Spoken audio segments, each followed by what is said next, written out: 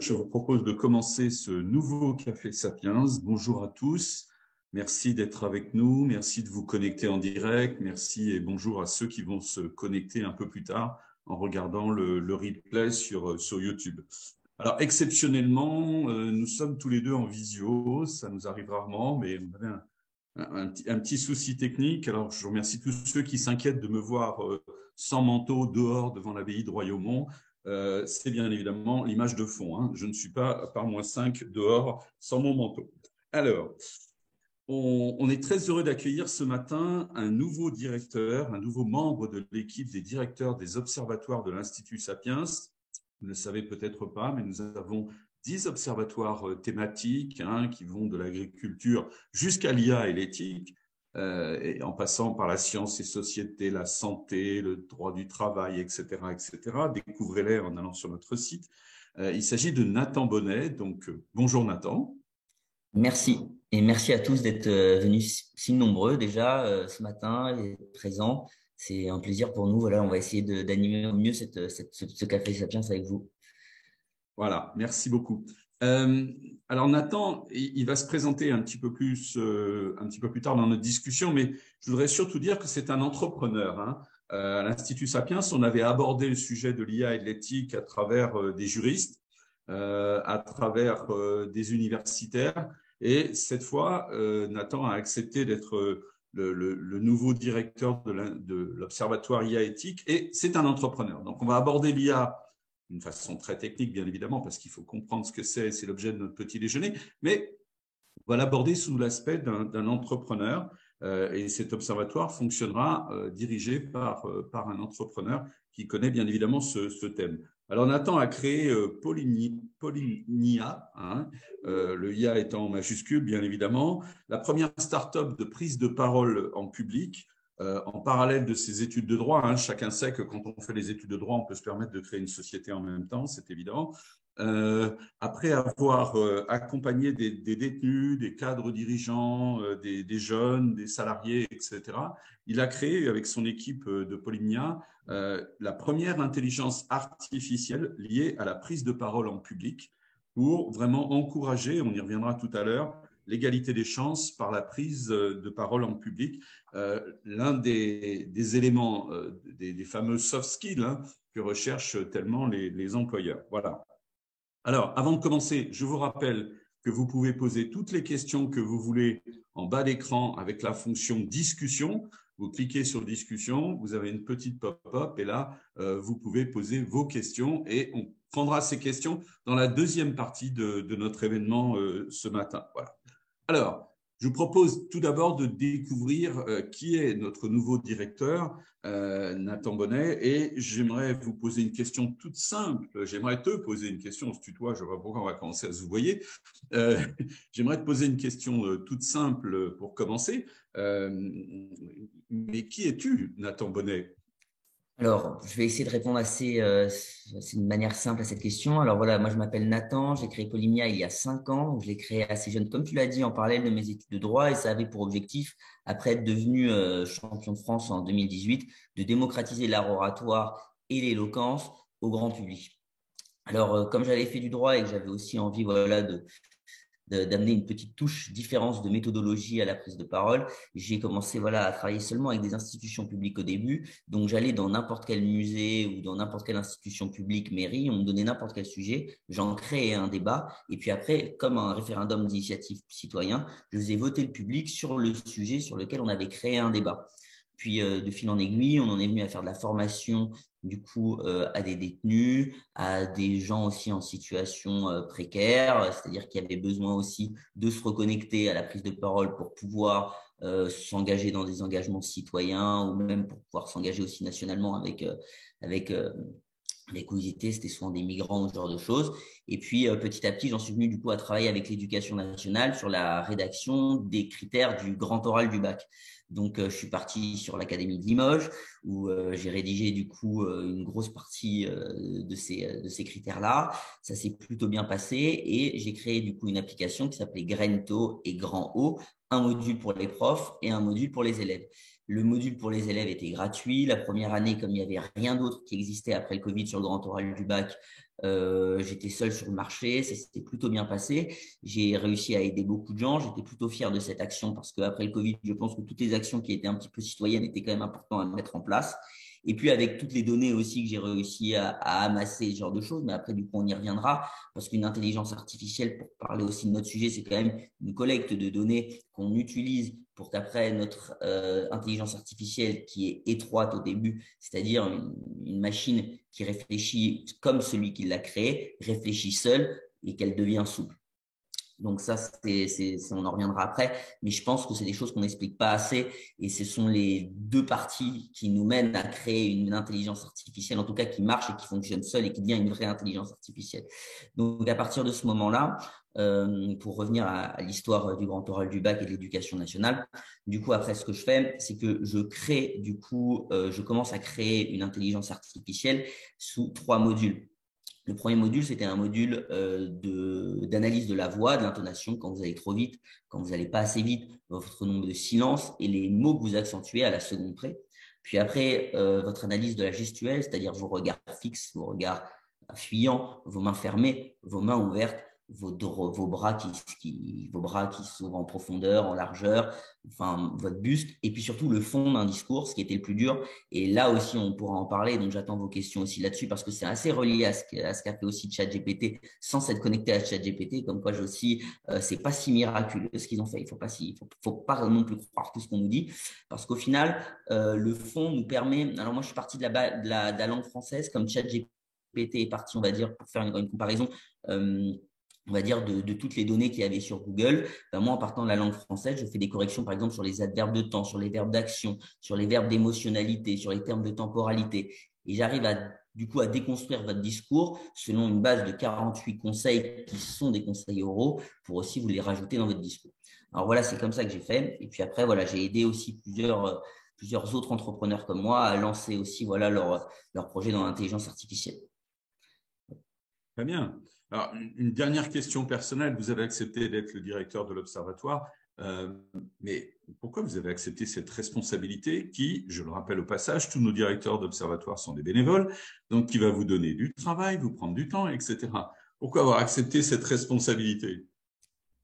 Déjà, parce que vous m'avez fait confiance, c'est déjà pas mal aussi. Je pense qu'il faut aussi, voilà, c'est un partage de confiance. J'ai toujours été intéressé par les groupes de pensée, par les think tanks. Moi, ce qui m'intéresse aussi, c'est d'échanger avec les gens. J'ai toujours été très curieux, très curieux aussi de savoir comment on peut construire des idées sur des sujets sur lesquels on n'a pas vraiment d'expertise et comment on apprend. Moi, j'ai appris à coder pratiquement en autodidacte, en parallèle de mes études de droit et ce genre de choses. Donc, ce qui m'intéressait aussi, c'est de rencontrer d'autres profils. Et puis, c'est bête, mais j'aime les responsabilités. Je suis un peu accro à ça. Je suis tombé dans la marmite assez jeune dedans. Donc, avoir une nouvelle responsabilité, on va dire aussi un petit peu philosophique de réflexion, bah, ça m'intéressait. Et j'ai trouvé que mes valeurs étaient vachement en adéquation avec celles de l'Institut Sapiens. C'est pour ça que j'ai accepté, voilà, tout simplement. Très bien, merci beaucoup. On est ravis de vous avoir. Alors, on quitte la sphère personnelle et on passe à l'IA, l'intelligence artificielle. Alors, selon vous, quelle image il faut donner de l'intelligence artificielle? Quelle image on peut lui donner, simplement? Je pense que l'intelligence artificielle, c'est un outil qui est créé par les hommes pour les hommes. Donc, en fait, c'est un outil de décision qui est là pour compléter toutes les décisions que l'homme va avoir à faire.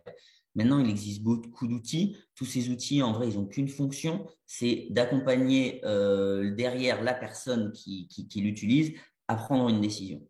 Donc voilà, c'est vraiment un outil. Et il va en avoir dans tous les domaines, ça c'est sûr. D'accord, très bien. Mais vous venez un petit peu nous expliquer ce qu'était exactement l'intelligence artificielle. Est-ce qu'on peut dire que c'est seulement un programme informatique ou est-ce que c'est un peu plus qu'un programme informatique? Comment vous décrivez ça?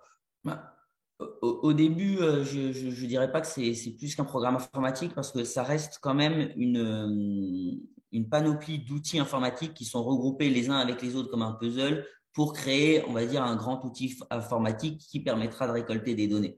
Donc, à la base, ça reste quand même un outil informatique. Le problème, on va dire, en ce moment, qui ressort aussi dans le débat public, c'est que on a du mal à comprendre du coup la différence, comme je vous l'expliquais tout à l'heure, entre une intelligence artificielle étroite et une intelligence artificielle souple. Une intelligence artificielle étroite, c'est une intelligence artificielle qui se cantonne encore seulement à tous ces objets, à tous ces outils numériques, les uns avec les autres qui sont regroupés et qui créent une structure. Une intelligence artificielle souple, c'est quand elle arrive du coup à s'émanciper un petit peu de ce regroupement d'outils pour créer un schéma de réflexion seul. Mais souvent, elle est spécialisée que dans un domaine et c'est très compliqué pour elle de sortir seule d'un autre domaine. Donc, pour l'instant, de toute manière, il n'y aura pas d'intelligence artificielle qui supplantera l'homme et qui le remplacera. Par contre, c'est certain qu'une grosse partie des métiers intellectuels, comme les métiers de juriste, par exemple, aussi, pourront, en tout cas, bénéficier vraiment de ces aides-là parce que, on va dire que c'est surtout du théorique et c'est plus facile pour l'intelligence artificielle de remplacer aussi des choses qui sont théoriques. Voilà. D'accord, d'accord. Si En fait, c'est le grand dictionnaire, quoi. Un petit peu aussi. Voilà. On peut dire En ça même comme temps, ça. c'est pas que le dictionnaire parce qu'elle a une capacité à réfléchir, mais c'est un petit peu ça. C'est pour ça qu'on la retrouve. C'est pour ça que vous citez les métiers du droit, quoi. D'accord. Alors, on m'a expliqué, j'ai lu qu'il y avait plusieurs formes d'intelligence artificielle. Vous avez parlé des trois, tout ça, mais je crois qu'il y en a encore, il y en a d'autres. Enfin, est-ce que vous pouvez nous faire un peu la liste des différentes formes? Alors, il y en a plusieurs. Il y a le machine learning, il y a le deep learning, le natural language processing, mais en fait, C'est bon, vous nous avez perdu là, c'est bon, c'est bon. Ouais. En réalité, tous ces termes-là, ce sont surtout, on va dire, des catégories de groupes d'outils. Voilà. Par exemple, moi, j'ai utilisé le natural deep learning au départ pour récupérer, par exemple, des outils comme le speech to text qui m'ont permis en fait de générer un texte oral quand on le dit, et puis après de récupérer du coup les mots que moi je voulais analyser et les ranger dans des cases. Donc, d'une certaine manière, en fait, même s'il y a beaucoup de catégories, ce sont surtout en fait des catégories d'outils qui sont les uns avec les autres. Et ce sont surtout en fait la capacité d'organiser plusieurs outils les uns avec les autres qui crée quelque chose. Ou en tout cas, après, moi, il y a sur ce que j'ai fait dans notre intelligence artificielle, il n'y a que la partie intonation qui est entièrement créée qu'avec du code, on va dire pur. Et c'est encore différent de toutes les autres catégories de learning, mais il suffit d'avoir un niveau de développement web pour pouvoir le faire et ça sort aussi de ces catégories. Mais c'est parce qu'aussi je pense que le monde du numérique, on en est encore qu'à ses débuts, voilà. Et donc ça fait qu'une dizaine d'années, c'est à partir du milieu des années 90 peut-être qu'on a commencé vraiment à commencer à découvrir toute cette panoplie informatique.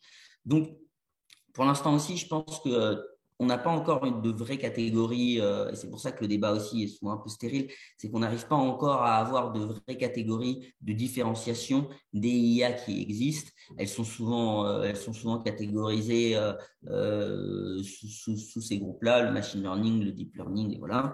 Mais pourtant, ce sont en vérité que des outils qu'on utilise pour atteindre ce niveau-là. Voilà. D'accord, d'accord. Et est-ce que je saute dans le sujet, est-ce que le quantique va changer quelque chose demain ou pas du tout, ou ça n'a rien à voir, ou c'est simplement la puissance de la machine C'est dur de savoir parce que ça change déjà certaines choses, surtout pour les métiers intellectuels, comme je le disais tout à l'heure. Pour les métiers qui demandaient de la réflexion, je pense que le métier de doctorant à travers le temps aussi, par exemple, avec ChatGPT, moi si j'étais doctorant, j'aurais peur de ChatGPT par exemple, mais ce qu'il faut se dire aussi, c'est que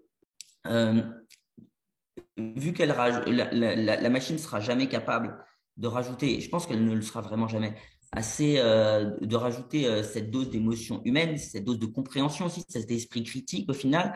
Je pense pas non plus qu'elle puisse remplacer à un moment quoi que ce soit. C'est vraiment un outil décisionnel, c'est un outil organisationnel aussi. Je pense qu'elle va aider beaucoup de gens à s'organiser mieux soit dans leur pensée, soit dans leur travail.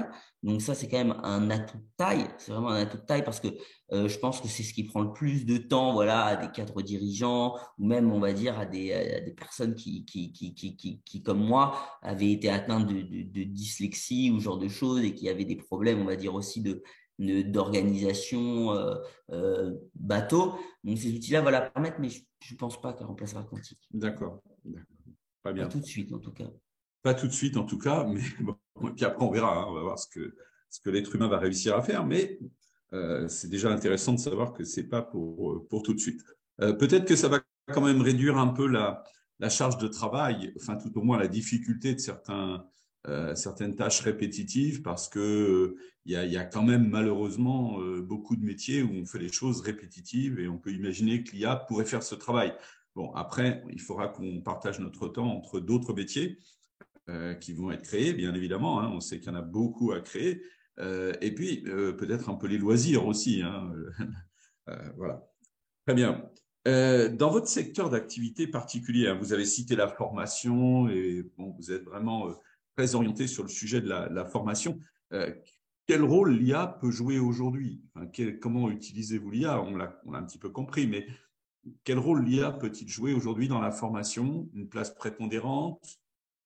Je pense que ça, avec le temps, ça pourra remplacer aussi toute forme de coaching, entre guillemets, parce que le fait que la IA ne se fatigue pas comme un être humain lui permet aussi à chaque fois, on va dire, de répéter, de répéter, de répéter, de répéter l'effort de celui qui le pratique derrière. En tout cas, je parle pour l'intelligence artificielle que j'ai créée, mais je remarque aussi que elle marche aussi dans beaucoup d'autres, comme toutes les intelligences artificielles, et c'est là où il y en a le plus qui travaillent sur les apprentissages de langue, par exemple. C'est là où il y a eu vraiment un boom. Hein. Si vous regardez sur Internet, il y a un nombre d'intelligences artificielles qui bientôt concurrenceront DeepL ou ce genre de choses, alors qu'elles ont sûrement été créées en utilisant les bases de données de DeepL et de ce genre de choses. C'est aussi ce qu'il faut se dire. C'est juste qu'elles ont repris des bases de données qui existaient et puis après, elles en ont fait une autre, elles les ont utilisées d'une autre manière, en fait. C'est comme tout. C'est comme quand comme quand Apple a commencé avec Apple 2 à remplacer les premiers téléphones de Samsung. Ils sont juste arrivés, ils ont fait la même chose, sauf qu'ils l'ont fait différemment. Et ben, c'est un peu exactement la même chose avec certaines formes d'intelligence artificielle en réalité.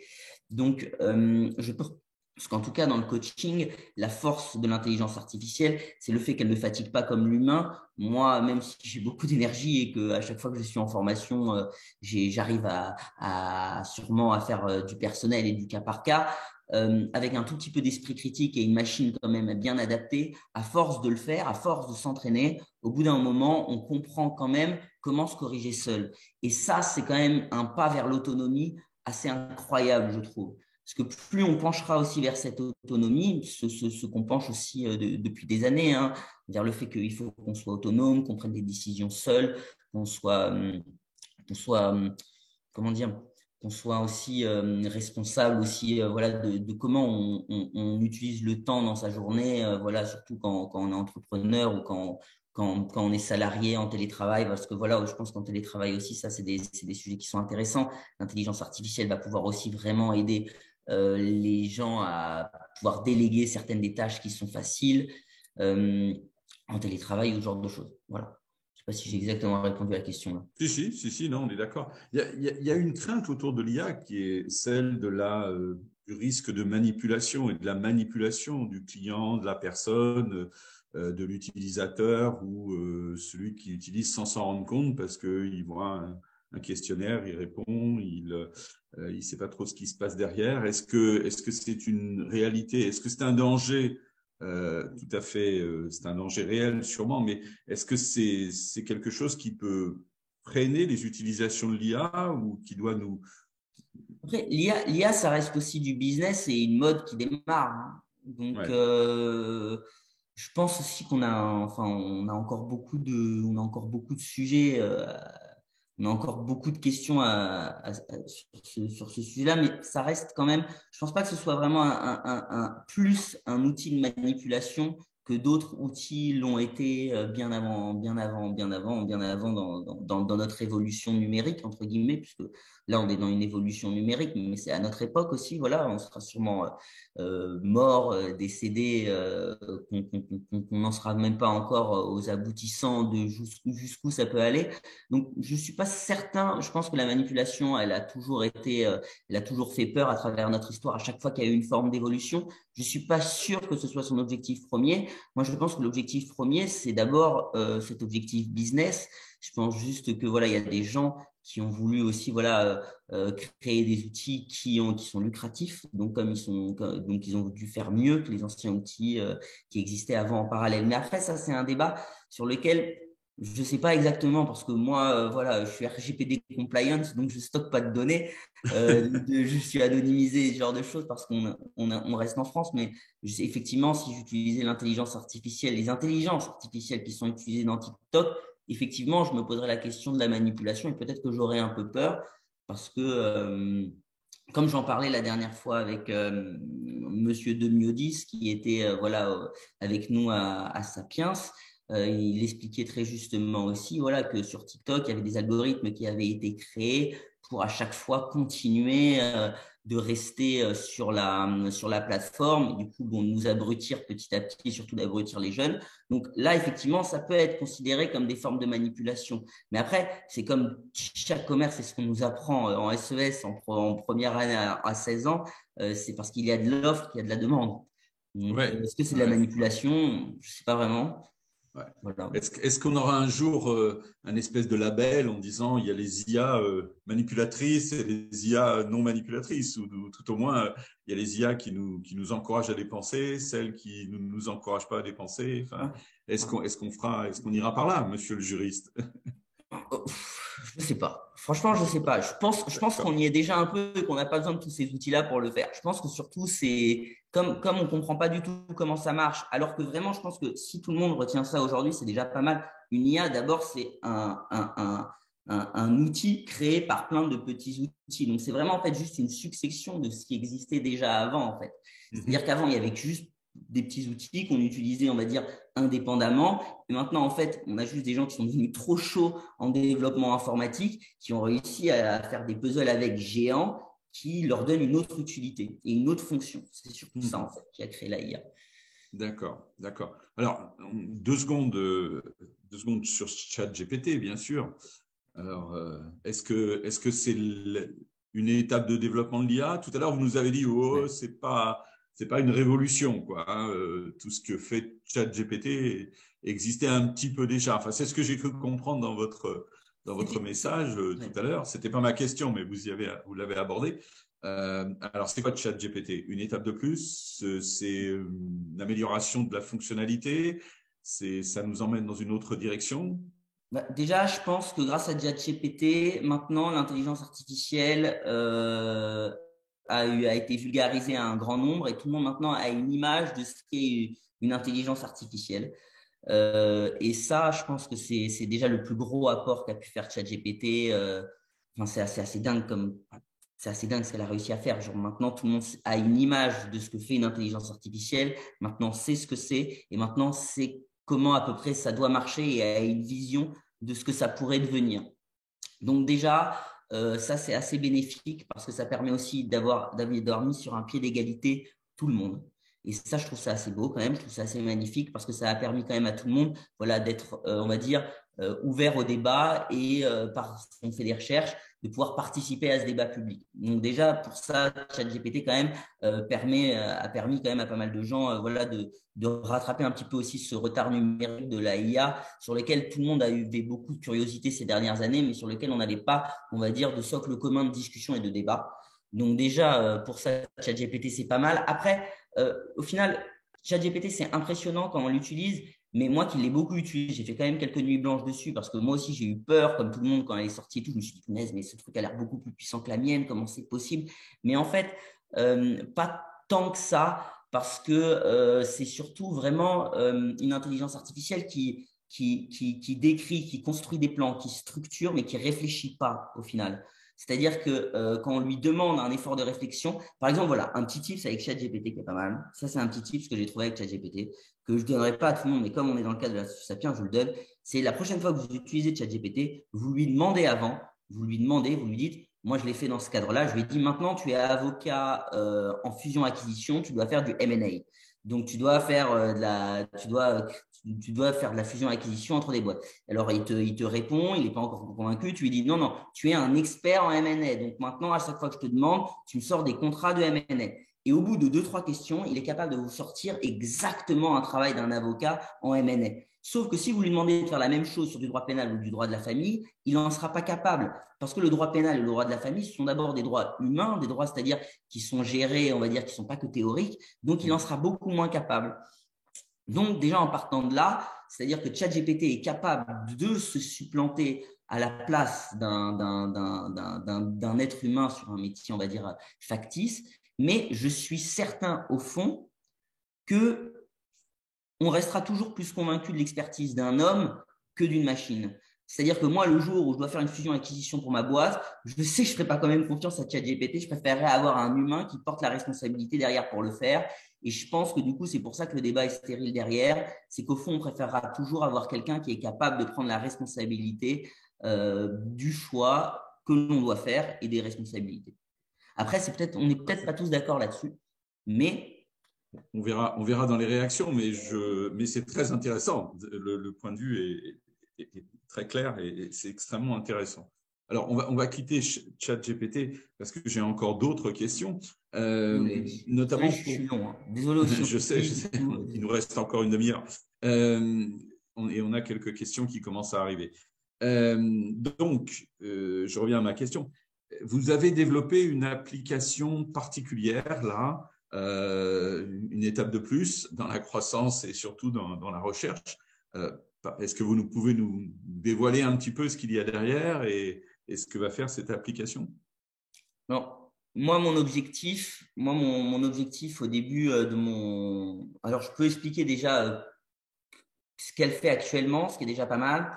Et puis après, je peux expliquer aussi les possibles directions maintenant dans laquelle je me retrouve et que je ne sais pas comment faire. À partir du moment où ça prend pas 30 minutes, on est d'accord. Ouais, voilà. Non, voilà, moi, je vais faire rapide. Ce qui m'intéressait, c'était déjà de pouvoir centraliser ce soft skills qui était la prise de parole en public, qui est en vrai essentiel, mais on s'en rend pas compte aux premiers abords, et d'arriver à faire un outil qui pouvait toucher tout le monde. Donc, moi, mon objectif, c'était sortir du monde éducatif et de faire une intelligence artificielle qui corrige autant le manager que le commercial que le comptable.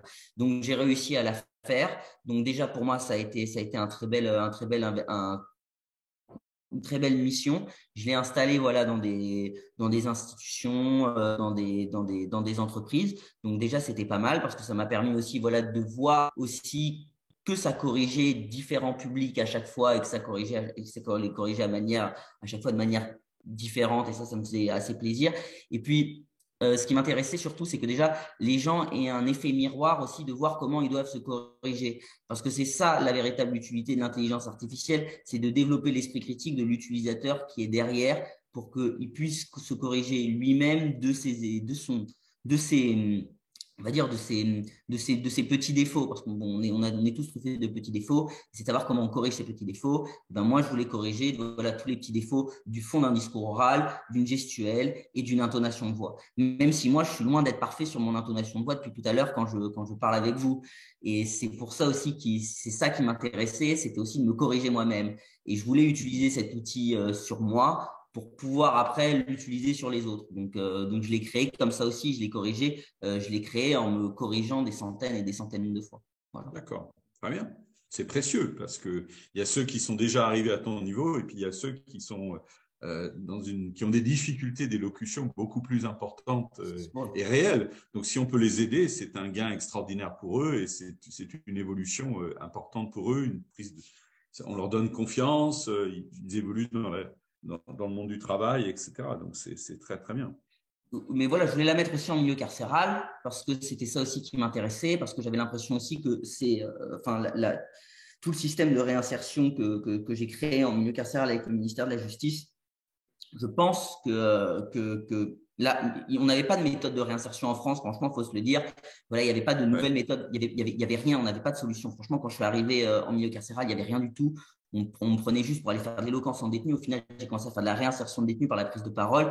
Et c'est aussi ça qui m'a inspiré de créer cette intelligence artificielle en prise de parole, c'est parce que je sais que si à l'oral, on est capable de pointer ses erreurs et de se les corriger soi-même, au bout d'un moment, on fait un travail sur soi qui est peut-être psychologique, qui est peut-être psychanalytique pour certains d'entre eux, mais qui permet aussi du coup de sortir aussi d'un carcan psychologique dans lequel on est resté enfermé. Et c'est ce que mon intelligence artificielle avait aussi pour objectif, c'est de permettre d'ouvrir la parole libre seul devant une machine. Et ça, c'est un point fort aussi, c'est que quand il n'y a pas un humain qui est derrière vous pour vous juger ou pour presque vous discriminer aussi, vous pouvez dire ce que vous voulez et le retour, comme il est mécanique, il n'est pas émotionnel. Je pense que pour beaucoup de cas aussi, ça aide les gens à prendre confiance en eux. Voilà. Tout à fait. Non, c'est fondamental. Je pense que c'est une bonne cible pour faire progresser les gens et les faire sortir de leur situation un peu compliquée et surtout un peu enfermée, quoi. Et on sait que c'est difficile de sortir d'une situation où on est bien enfermé et qu'on n'a pas les moyens d'ouvrir toutes les portes, et notamment les principales. Alors, il y a une question, j'en profite là, parce que je regarde les questions et je vois une question qui est la suivante. Les formateurs et les profs doivent-ils changer de métier? Point d'interrogation. Alors, moi, j'ai un avis très simple pour avoir travaillé du coup, voilà, beaucoup avec l'éducation nationale. Les formateurs, je sais pas. Je pense qu'il y a beaucoup de formateurs, oui, qui devraient se poser la question aussi de s'ils doivent pas changer, en tout cas leur méthode, parce que je pense que de toute manière, les méthodes de formation et de coaching à travers le temps ont beaucoup changé aussi et qu'elles sont un peu vieillottes. Donc voilà, ça c'est pas un pic direct, mais je pense qu'il y a beaucoup de formations aussi et de manières de former les gens qui ont beaucoup évolué. Donc voilà. Et pour les profs, alors c'est encore différent. Moi, je pense que les outils numériques, et ça, c'est pour ça que c'est un scandale qu'en France, l'éducation nationale n'arrive pas à prendre le chemin du numérique, qui pourtant va être une révolution complètement dingue et surtout très bénéfique pour la plupart des élèves, parce qu'à la limite, les profs, c'est important, mais on s'en fout un peu. Ce qui est le plus important, c'est que ce sont surtout ceux qui sont là pour apprendre, qui récupèrent, on va dire, des bénéfices de tout ça. Et le numérique est un outil incroyable pour tout ça, parce que déjà, il va décharger les profs du côté coercitif et exécutif de la notation. C'est-à-dire qu'avec le temps, on va pouvoir sortir les profs et leur dire, hop, maintenant, vous êtes là pour enseigner, pour aider les gosses, pour leur dire comment on évolue, comment vous allez apprendre mieux vos cours, comment vous allez mieux les utiliser, comment vous allez même peut-être trouver du temps en dehors des cours parce que le travail sera moindre, parce qu'il y aura le numérique, mais surtout, la notation pourra être faite sûrement par des machines et du coup, le prof aura sûrement plus qu'à ce moment-là qu'à exercer le cours et à enseigner. Du coup, je pense que déjà, l'ambiance dans les classes va sûrement redescendre avec le temps parce qu'il n'y aura plus personne à qui apprendre, parce que là, la responsabilité sur une note complètement qui est normalement objective sera enfin prise par quelque chose d'objectif. Donc déjà, je pense que pour l'éducation, ça va être essentiel. Après, c'est un parti pris. Je pense qu'il y a beaucoup de gens qui ne sont pas d'accord avec moi sur ce sujet-là, mais moi, je suis certain, en voyant ce que c'est capable de faire, que ça, pour le coup, c'est une très bonne utilisation de l'intelligence artificielle. D'accord. Alors, on va sauter à d'autres types de questions. Il y a quelqu'un qui pose une question que je me suis posée d'ailleurs tout à l'heure en t'écoutant, mais que je n'ai pas mentionné, j'aurais dû. Quelles sont les limites de… Alors, c'est quelqu'un qui te tutoie, non, mais tutoyez-moi. Mais c'est pas grave, on lui en veut pas, on lui en veut pas. Quelles sont les limites, puis je le connais en plus, quelles sont les limites de tes corrections d'élocution par ton IA sans casser ou plutôt formater l'identité orale et ou la personnalité de tes stagiaires? C'est vraiment une super question. Vraiment, c'est une super question. En fait, déjà, c'est la manière dont crée l'intelligence artificielle aussi a un véritable impact sur la manière dont elle évolue. Moi, je l'ai créée pour qu'elle soit toujours, qu'elle donne que des conseils, c'est-à-dire qu'elle réduise déjà jamais la personne qui participe, c'est-à-dire qu'en l'utilisant, on se rend compte jamais de ce qu'on a fait de bien ou de ce qu'on a fait de mal, on voit juste comment on est capable de s'améliorer. C'est juste voilà, des conseils qu'elle donne toute la journée et du coup normalement, elle s'adapte aussi à n'importe quel type de public différent. Donc ça va. Par contre, voilà, sur ses limites, je pense que pour ses limites, pour l'instant, il y a encore pas mal de choses où je peux aller encore plus loin, même si déjà sur les termes, sur les termes de la langue française, je trouve que je suis déjà allé assez loin. C'est que moi, je vois certaines choses dans lesquelles je peux aller encore plus loin, c'est-à-dire surtout dans la manière de construire des phrases. J'ai commencé le girondif, C'est-à-dire que le gérondif, c'est quand on parle, on utilise par exemple en commençant ou en débutant, et du coup qui met quand même, on va dire, pour commencer du storytelling, c'est parfait ce genre de phrase. Et j'ai commencé à faire ce genre de choses, mais ça, je peux le faire sur une infinité de choses. Et du coup, ses limites, c'est qu'elle n'est pas encore capable de le faire sur tous les sujets parce que j'ai pas encore assez de données. C'est le nerf de la guerre, mais bientôt j'en aurai assez et du coup, je pourrais vraiment créer un outil, on va dire aussi de storytelling. Voilà, c'est qu'en fait, il y a tellement de prises de parole différentes, on veut tellement dire des choses différentes à la fois. Parfois, on veut vendre quelque chose, parfois, on veut expliquer quelque chose avec des chiffres, parfois, on veut être très contextuel. Comme à chaque fois, on veut dire des choses différentes, et bah, à chaque fois, il faut adapter différemment. Et là, elle est bien pour tout, mais elle n'est pas parfaite à chaque fois. Donc, avec le temps, elle deviendra parfaite. D'accord. Voilà. Je ne sais pas si j'ai répondu encore. Si, je pense que c'est très clair. Alors, j'ai une question. Si on parle de l'IA, bien sûr. Si elle apprend de façon continue, comment s'assurer que l'IA corrige / accompagne correctement et objectivement son utilisateur? C'est une autre bonne question, quelque part. Ça dépend de ceux, qui la créent derrière, franchement aussi. Ça dépend s'ils le font de manière objective. Donc, effectivement, on ne peut pas en être sûr. Après, comme la plupart du temps aussi, les outils sont pas assez développés pour créer quelque chose de pas objectif, je pense que ça va rester objectif, en tout cas. Parce qu'il y a, vu qu'il y a vraiment pas du tout cette notion émotionnelle, et pourtant, moi, j'ai essayé aussi de la créer dans mon intelligence artificielle, et on voit que j'ai essayé, mais on voit que ça n'existe pas. Et je sais qu'il y en a beaucoup d'autres aussi qui doivent essayer, mais en tout cas, je pense pas qu'ils y arriveront. Enfin, c'est pas possible. Objectivement, elle peut pas évoluer comme ça, je pense. Voilà. D'accord. OK. Ce qui rejoint une autre remarque, quelqu'un dit l'IA, alors c'est une question et en même temps c'est un peu une affirmation, si je puis dire. L'IA est le grand catalyseur de notre conscience d'humanité. Ouais, Courage, aussi, bien ouais. sûr. C'est un grand dictionnaire. Bon, C'est toi qui l'as dit tout à l'heure, Dominique. Voilà. C'est vrai que c'est un catalyseur, c'est un dictionnaire aussi. c'est un Elle arrive à dictionnaire. synthétiser. Ouais, ouais, voilà, c'est ça, c'est un petit peu ça le but. Après, Mais tant mieux. euh, C'est ouais, comme moi, l'âge de Noé, hein. oui, je suis d'accord. Moi, je me rappelle mes études de droit, mais à une autre époque, bien sûr, hein.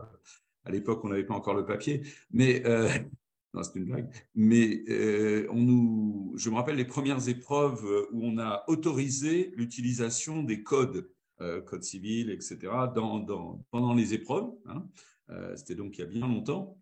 Et